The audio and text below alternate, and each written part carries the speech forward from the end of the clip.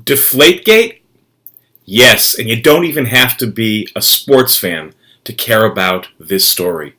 It's really a story in human accountability. So we know the report is finally out. The NFL spent a lot of money and commissioned all kinds of experts to figure out who really was deflating those footballs. Or who knows, maybe the gas law that was invoked by Coach Bill Belichick was correct.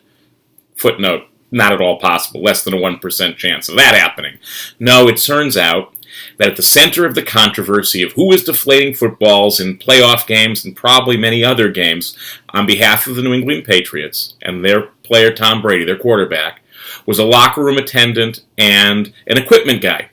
Right? Two people who no one ever heard of. And then the report says, and of course, while we can't prove it, it is highly probable and entirely likely that quarterback Tom Brady was aware of what was going on. First of all, read the report. It looks like it's a lot more than quite likely. It looks like it's a dead-on certainty. It also looks like a moment we're reminded of a much older story, a biblical story, the story of the scapegoat. You know, the Israelites are out in the desert, it's the Day of Atonement, 2 goats are picked, and one goat is sent off into the desert to carry the sins of the larger community away, while the other goat is protected and a symbol of connection to all that is good and pure in the community. Well, the scapegoat here was Tom Brady, the bigger goat, the better goat that was kept aside and spared any shame, it seems to me, has got to be Coach Bill Belichick. Does it really make sense that the most dialed in and often portrayed as most controlling coach in the entire NFL didn't know exactly what was going on with his most important player, star quarterback Tom Brady? Does it really make sense that a coach who, although I've never heard him say it personally, have heard him in 2 talks come very close to saying, if you're not cheating, you're not trying, who talks about taking every possible advantage, isn't in any way implicated in this? So what's going on?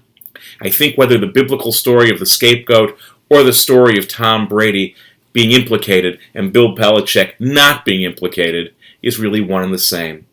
At any moment of crisis, we want to find someone to blame. Someone who's big enough and important enough that we feel if we could send them off, we would be purified. And at the same time, protect enough of what we love most that we don't feel we ourselves have been wounded. It seems to me, though, that if this really is the drama of the scapegoat, we should remember that sending one goat off into the desert was a symbol that invited the entire community to reflect on its own sins, what it did wrong.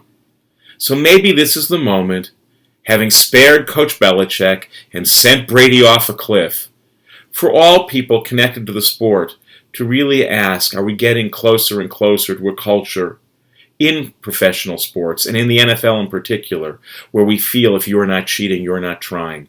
And is that really what this is all about?